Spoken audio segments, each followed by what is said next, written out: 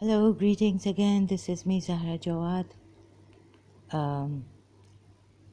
I've come back again to tell you this pattern I have found in this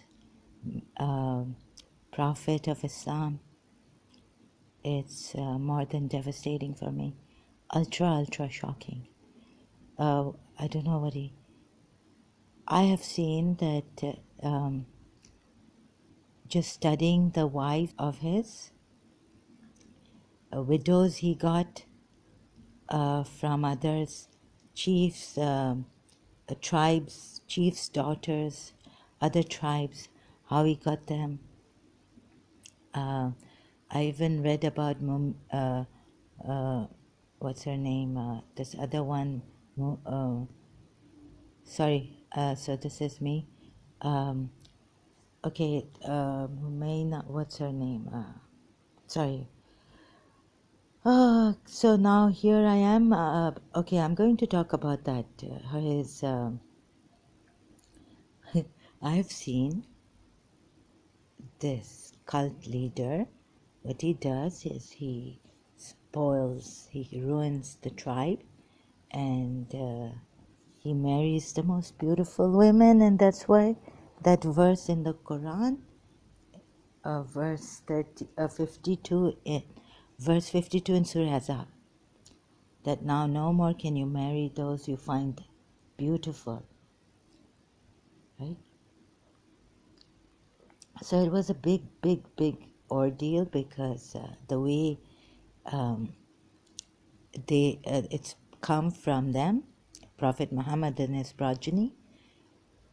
You know how it has come that they were the oppressed and they were killed all the time by the Umayyads. And some of the Sunnis, most of the Muslims, they believe in, they follow the Umayyad Caliphs. So they believe all the companions of the Prophet were sincere and true, and Abu Bakr al-Siddiq, the truthful, should have been the first caliph and thus was made the first caliph by majority of the Muslims. So they have this, or someone chooses this person, elects him as some few people. What is that election and constitution? You know how the thing takes place by election, by selection, and all this. So now I'm really bad at this, explaining all this. You can read about Abu Bakr and how he became the caliph. So the Sunnis believe in all the Sahabas of Prophet Muhammad, companions of the Prophet Muhammad, that they were sincere and true and none of them were hypocrites. But the Shias don't. The Shias believe otherwise. That only Imam Ali was the rightful successor also, and that the Sahabas were not all of them were sincere. Some of them were hypocrites, like Abu Bakr,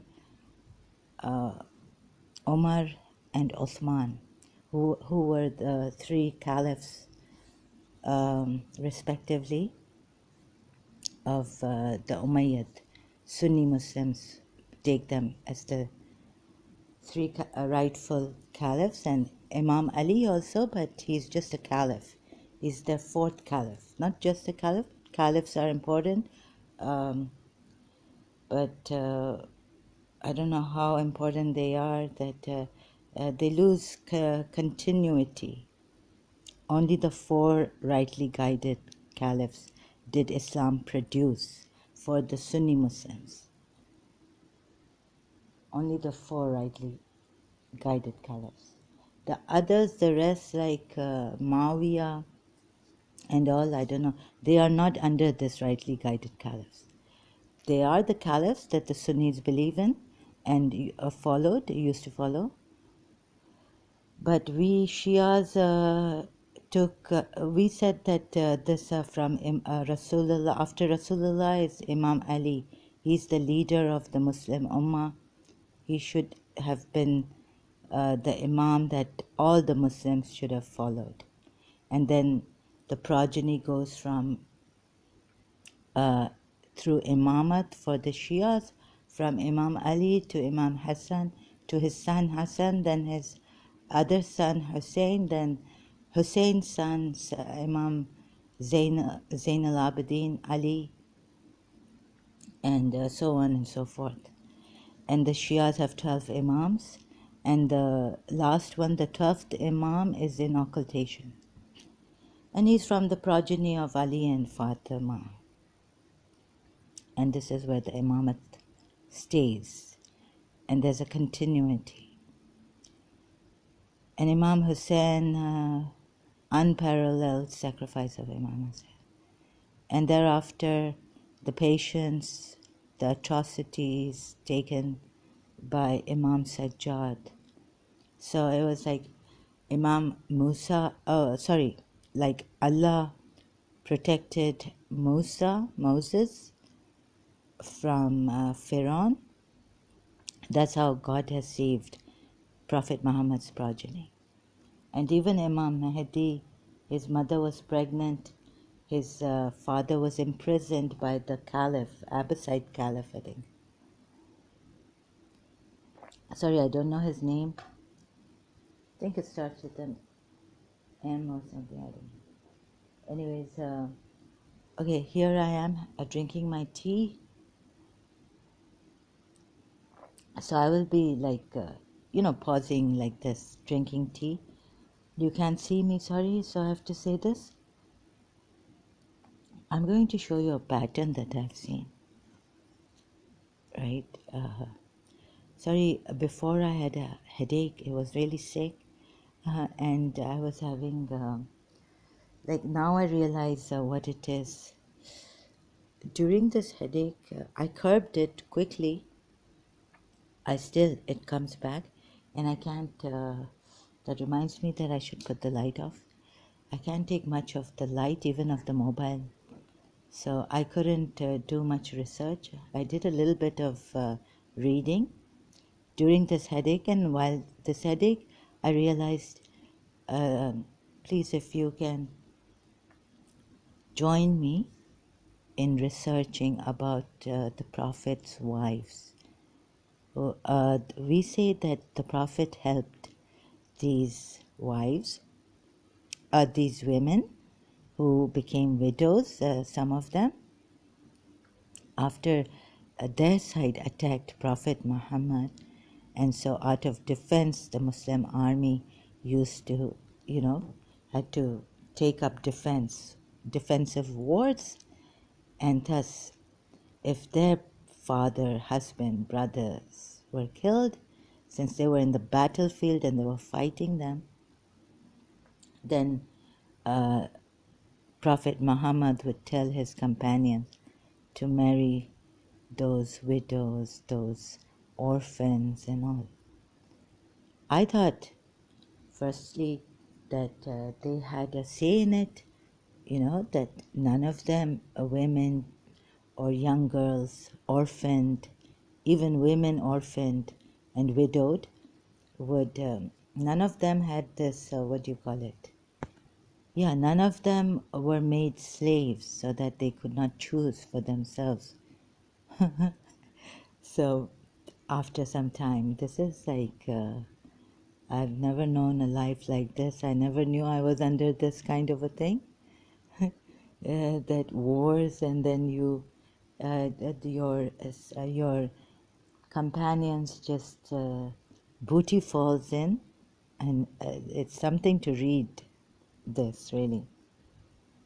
So, okay, so you would join me here, you would join me researching the wives of Prophet Muhammad and how their tribes fell from the tribes that they were, and how Muhammad got married to them, and what he did to their tribes, men, their fathers, their husbands, their brothers, their sons.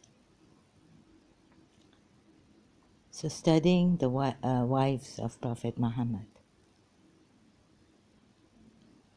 And the pattern of Muhammad, the pattern of Prophet Muhammad, as even married Zainab and Josh, and what were the circumstances, and how, like she used to say, we are told that she was a Quraysh widow. So how even the Qurayshites tribe, her tribe were, I just can reading through, like her tribe was so brought down to their knees that now they could not protect even Zainab bint Josh, who used to say that she's a Quraysh widow. So how, I mean, this a very devastating thing I saw even in what Prophet Muhammad did to Jawaria. Sometimes I call her Jawaria. That's my way of, there is a name Jawaria, right? So sorry, Jawaria or Jawaria is Jawaria bint Harith, I mean, okay? So if I mispronounce her name. How Muhammad used her and her tribe. I read about Safiya bint Huway, that was a... So every time we see that a beautiful woman comes into his hands, the God, how she comes into his hands, and he never lets them go. He says like, marry me, or they have to, or we are told by the historians, Islamic Muslim historians, that he has to marry, like they have to marry him and thus be made Ummul Mumineen. This is a devil, one of a kind, but before reaching any conclusion, I've reached a conclusion, because how do we reach a conclusion? Not by prejudice, but by thorough research and insights. Now, when you have a history from one side, Muslim side, you know that the Muslims, how they have been, even the Shia historians, who have taken it from the progeny of Prophet Muhammad. And then we haven't done much research on this. Like, for example, maybe this is not the way a debate should go or some discussion, but this is like a very, lay person's style, simple style, and disorderly style. So you may not like it, but I have to do it this way. I have no other way. My intelligence and my mind traumatized, and I don't know of any other way but this way. So now I forgot the point there, that Rasulullah's ways. They said that Hussein was so oppressed and they were killing the progeny. Now it comes from this way. The narrations come in Shia Islam through the progeny. So, but initially we were told that they did all this research and they found out that Prophet Muhammad was a true prophet and that his progeny was the oppressed and that Prophet Muhammad was the oppressed. And thereafter his progeny being oppressed. You can see in Pakistan, Sunni extremists, all that we have seen, I have seen. So what could I do but to believe in it? But since I started to do research on Prophet Muhammad's wives, then it's dawned on me that he was not only a false prophet, a cult leader, but what a way to rape women. Like Jawaria having her father alive, a chief of Bani Mustalik, keeping him alive, right? And then saying that he set them free and they became Muslims. So you have to take some, like I'll make it easy for you, like that verse, and I found that willingly about jizya, the people of the book, until they give the jizya willingly. Fight them. I don't know now, I've forgotten whether it's in Surah Tawbah. First, chuck out, get the idol worshippers out of the way. Then, if you fear poverty, don't worry, Allah will provide for you. Then the ayat comes to the people of the book, right? So there, when that ayat comes, it says fight. Now, anyone with some intelligence would say that this is a compulsion. Their will cannot be involved. Why does this ayat say fight them until they give jizya willingly and subdued and overcome or patient? The will cannot be involved. So this Quran ayat has that discrepancy in itself. Because the sound common sense tells us that when you are fighting someone, he's put under duress. How can they give you something willingly of their own accord? Because you have put so much pressure on them. You will kill them. You've threatened to fight them until they pay the jizya willingly. So you will kill them if they don't pay the jizya willingly. Now the time has come for the Muslim believers to give the jizya. To fight these people of the book, Jews and Christians, right? Until they give the jizya willingly. Meaning even their will, they have said that you say that I willingly gave the jizya. Like, who in the common sense, sound mind would believe in such a thing? Willingly. So I explained that, and I can't. Okay, maybe I'll become worse explaining it. So I don't want to confuse you and myself. I'll just leave this, bad as it is. And then I've seen a rapist, beautiful women. Go to Surah Azab verse 52. It even says that you cannot marry now those women you find beautiful. Under our nose, in front of our eyes. This is happening, and all taken, can you imagine Jawaria? So yes, Jawaria, okay, is here. Here is Jawaria. What can you not? Her father is kept alive. Her husband has been killed. In 3 months or so, she had to plead to Muhammad. Okay, even if we don't go into these details, let's see the Shia side of it, what this would have to say about this. But before going to the wicked Shia, I found it here, that the reason given, the initial assault, actually Wikipedia, it's in the expedition of Al-Muraisi. Here is where we are told something that I had to. Ali ibn Abi Talib killed a few wounded Banu al-Mustaliq. We are told if someone gets wounded, even the disbeliever, you're not supposed to touch them, right? Or you're not supposed to kill a wounded person in the war. Ali ibn Abu Talib never even hurt an ant. Stepped on an ant, to kill it.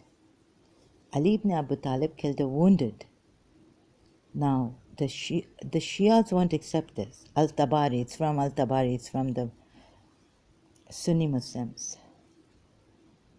Volume 8, Victory of Islam. So Ali ibn Abu Talib killed a few wounded Banu al-Mustaliq, among whom were Malik and his son. Al-Tabari again, Volume 8, Victory of Islam. Translated by Michael Fishbein, State University of New York. Citation is given here. 200 families were taken as captives, but here it says, wait, Muhammad attacked. Okay, we are given all these reasons that they thought that there was, according to Islamic sources, I'll just read it out better this way. According to Islamic sources, Banu Mustalik supported Quraysh and joined it during the Battle of Uhud against the Muslims. It governed the main road leading to Makkah, which acted as a strong barrier for Muslims, preventing them from reaching Makkah. The 2 months after Muhammad returned from the expedition of Zu Qarad, he began to hear rumors, we are told here. It's written, he began to hear rumors that the Banu al-Mustaliq were preparing to attack him. So he sent a spy, Buraidah ibn al-Hasib al-Aslami, to confirm this. The Banu al-Mustaliq also believed that Muhammad was preparing to attack them. Thank God this is written. This is in the favor, because someone, you see, you would say that no, the only rumor thing was from, like, this was the right rumor or that was the right rumor. What was the right rumor? Right? So how do you go about unbiased? Right? Both parties, we are told here, and it's very difficult when the history is coming from a lopsided, one-sided, to seep through and all this. So maybe you'll find a clue on how to do this. The Banu al-Mustaliq also believed how to find out the true insight, how to see it unbiased, and then make a judgment when you've got the whole picture, everything.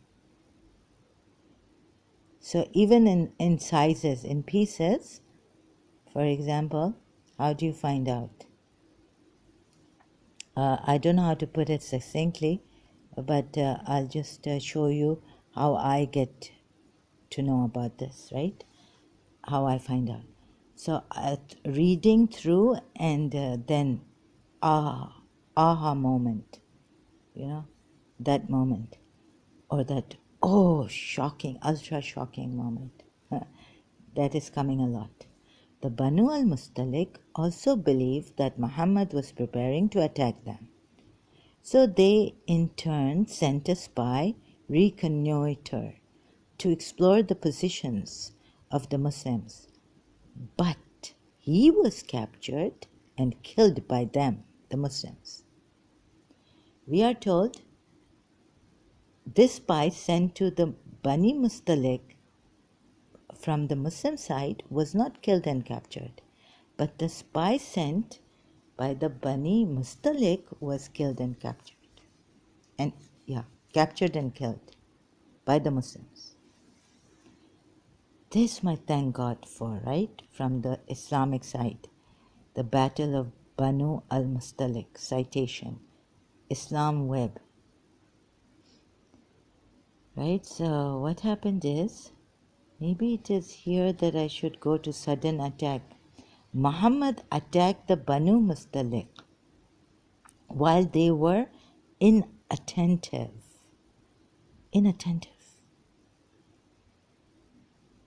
Remember these ayats where you find them, wherever you find them. I see a lady with a tissue and nose and crying, like here on the screen of this video. I won't back down. I won't back down. I just remembered this song. Don't back down, I need you now. From St. Elmo's Fire soundtrack. Young and Innocent. Movie St. Elmo's Fire. And I know if you're out there, I'll find you somehow. I found a pattern of a rapist lusting for beautiful women and completely breaking their tribe. Otherwise, no person, no godly man would never, ever have the heart to do such a thing. No godly person. So just going through it again and again with you people. Some things I've missed, like how do I tell someone new who comes here how I've seen that this person is a Prophet Muhammad, this monstrous man, is a rapist of one of a kind I've never seen in my life, never heard of. So there is this, if you're going to bring out a objection, then please check Ayat of Surah Azab in the Quran, chapter 33, Ayat 52. Okay, and I've been reading that ayat too a long time ago when I was doing discrepancies in the Quran. Now I cannot go there, so please you check. You can open your Quran, okay, and check Surah Azab, ayat 52. No longer can you marry those women you find beautiful.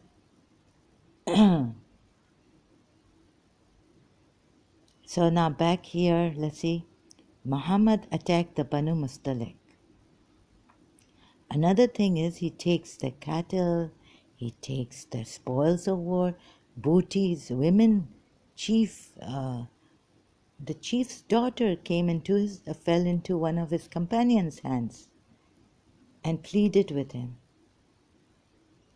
And he says, I've set you free, you marry me, and you are free, your tribe is free. That's not marriage, that's a rape. Hello, Muslims, common sense. How can you tell someone, I will set your tribe free? That's like she's giving herself to save her tribe. Her father is in it, who was the chief of Bani Mustaliq. Where are the Shias and where are they claiming always that the progeny of Muhammad was killed and persecuted? Where are the Shias about this? Remind me, I have to remind myself to go to Ex-Shia for this. Jawaria, I only went to Jawaria. Okay, so I'll just continue from here, right? Knowing that the Arabs that accompanied them defected and fled for their lives. Abu Bakr was entrusted as the commander of the Muhajirs, emigrants, and Saad bin Ubada was the commander of the Ansar, helpers. The two armies were stationed at a well, the water well, called Al-Muraisi, near the sea, a short distance from Makkah. They fought with bows and arrows for an hour. And then the Muslims advanced so rapidly, they surrounded the Al-Mustaliq and took the entire tribe as prisoners, with their families, herds, and flock. The battle ended in full victory for the Muslims. Ali ibn Abu Talib killed a few wounded Banu al-Mustaliq, killed a few wounded. Now sometimes as a Shia, my Shia site comes in. Sorry, oh goodness. You know how I read this so quickly. A full wounded, killed a few wounded. Like they were wounded from some other What killed a few wounded? Oh, you mean Ali ibn Abu Talib killed a few wounded and also wounded Banu al-Mustano. Killed a few who were wounded. Oh my goodness. Don't kill those who are wounded. But you'll say that, oh, that guy. No, Ahlul Bayt never do this, never do this, never do this. Can I take you to Surah Muhammad, the verse? Ahlul Bayt never do this. And what if Ahlul Bayt said, if our hadiths go against the Quran ayats, to do what? Reject them, right? So we will take you to Surah Muhammad. Ahlul Bayt never do this. But what does the Quran say? Those who disbelieve and avert people from the way of Allah, we will waste their deeds. And those who believe and do righteous deeds and believe in what has been sent down upon Muhammad, and it is the truth from their Lord, He will remove from them their misdeeds and amend their condition. Verse 3 now of Surah Muhammad. That is because those who disbelieve follow falsehood, and those who believe follow the truth from their Lord. Thus does Allah present to the people their comparisons. Surah 4. So when you meet those who disbelieve, in bracket,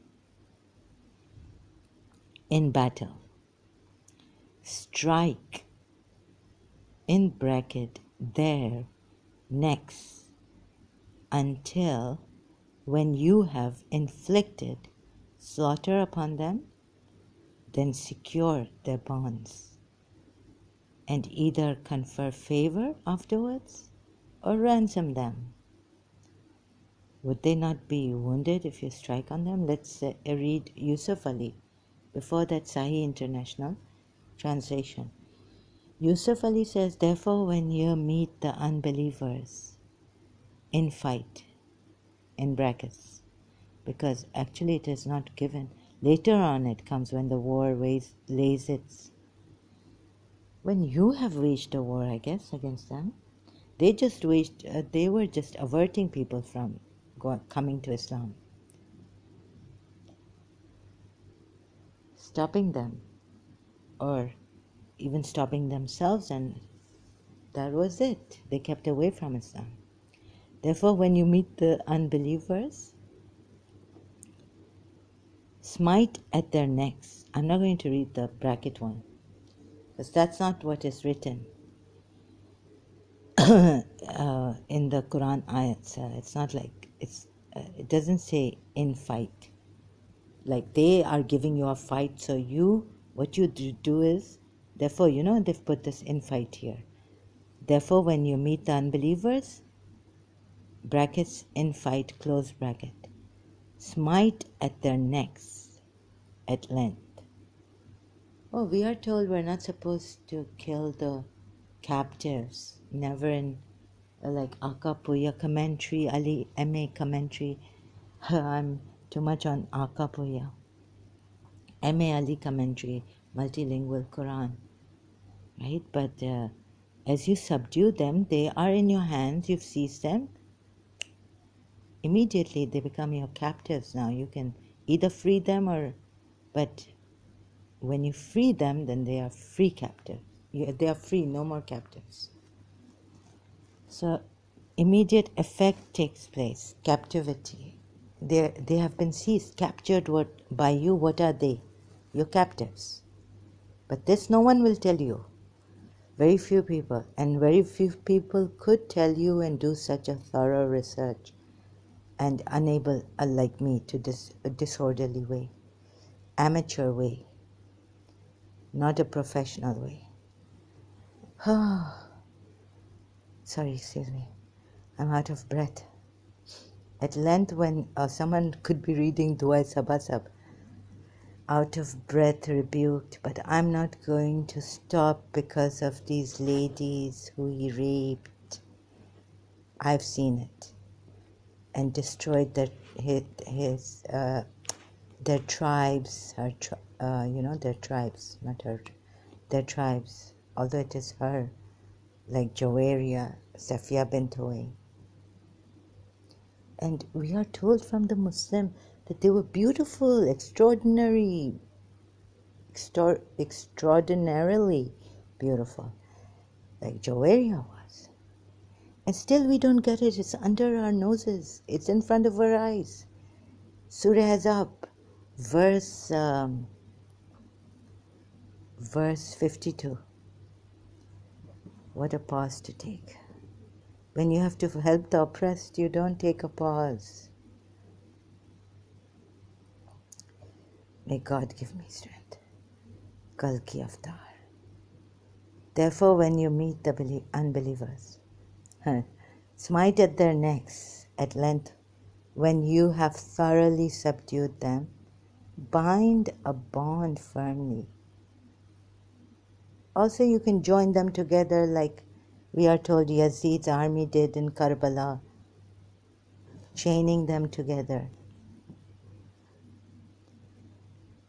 Thereafter is the time for generosity or ransom until the war lays down its burdens. God knows who has attacked first, but from the Muslim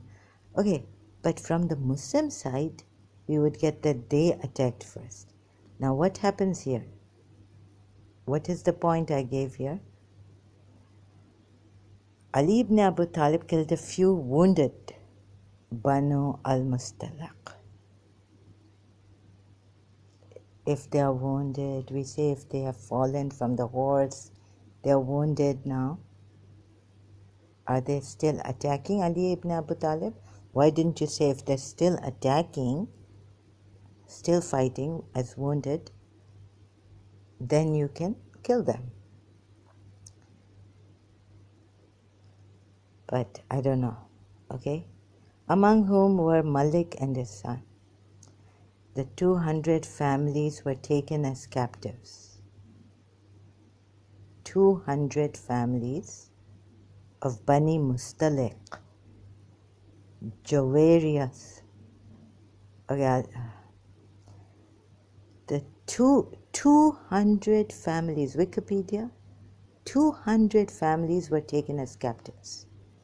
200 camels, 5,000 sheep, goats, as well as a huge quantity of household goods, which were captured as booty. Now wait a minute, I need to look at this. Auctioned at highest bidder. What has Muhammad left them with? Was sold in an auction to the highest bidder. Citation: William Moore, The Life of Muhammad. He spells Muhammad with a T at the end. Muhammad. Okay? However, there's an accident during the battle where Ubaidah ibn al-Samit unintentionally killed one of his Ansari clansmen, Hisham ibn Subaba, by mistake, since he thought Hisham was an enemy. So there was a mistake, one person killed from the Muslim believer side. Jawaria bint al-Harith, now is this about the rapist. Jawaria bint al-Harith, daughter of the Banu al-Mustaliq chief, was one of the captives. She's a captive now, she doesn't have a choice, and agreed to marry Muhammad. Here we are told, and agreed to marry Muhammad, but on what terms? Hadith. Now Hadith comes. Jawaria, daughter of al-Harith ibn al-Mustaliq, fell to the lot of Thabit ibn Qais ibn Shamas, or to her cousin. Why am I reading this? To show you that Muhammad is going to rape Jawaria, and she saved her tribe. She freed her father and her tribe's people, and she herself was going to be raped again and again by Muhammad himself.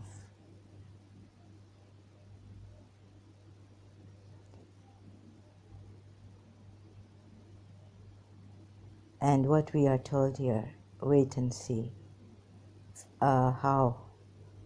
She was a very beautiful woman. No, wait a minute. Fell to the lot of Tabit, okay, Ibn Qais ibn Shamas, or to her cousin. She entered into an agreement to purchase her freedom. She was a very beautiful woman, most attractive to the eye. Aisha said, she then came to the Messenger of Allah, asking him for the purchase of her freedom. When she was standing at the door, I looked at her with disapproval. I realized that the Messenger of Allah would look at her in the same way that I had looked. She said, Messenger of Allah, I am Jawaria, daughter of Allah.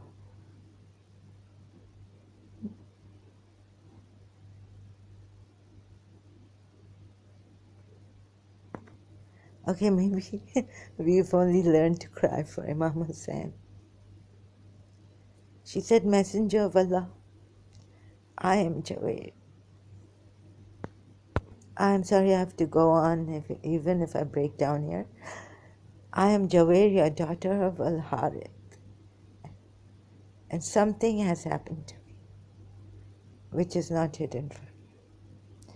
Sorry, I read this before, but so I have fallen to the lot. I can't read this. I have come to you to seek assistance for the purchase of my freedom. He rapes him. How can we read this and just feel for Bibi Zainab and not Jawaria? Huh? Yazid did not marry any of Hussein's daughters. Okay, I'll try to read this for the sake of Jawaria. And I have entered into an agreement to purchase of my freedom. I've come to you to seek assistance for the purchase of my freedom. The Messenger of Allah said, are you inclined to that which is better? Meaning Islam. And she asked, what is that? Messenger of Allah, he replied, or she asked, what is that? Messenger of Allah. He replied, I shall pay the price of your freedom on your behalf. How many cattle? How much auction? And I shall marry you. How could they even get themselves ransomed? And I shall marry you.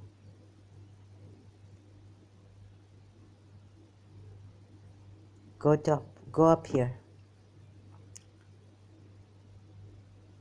For God's sakes. I mean, how can I give you God's sakes, right? Ever living, all knowing, all merciful.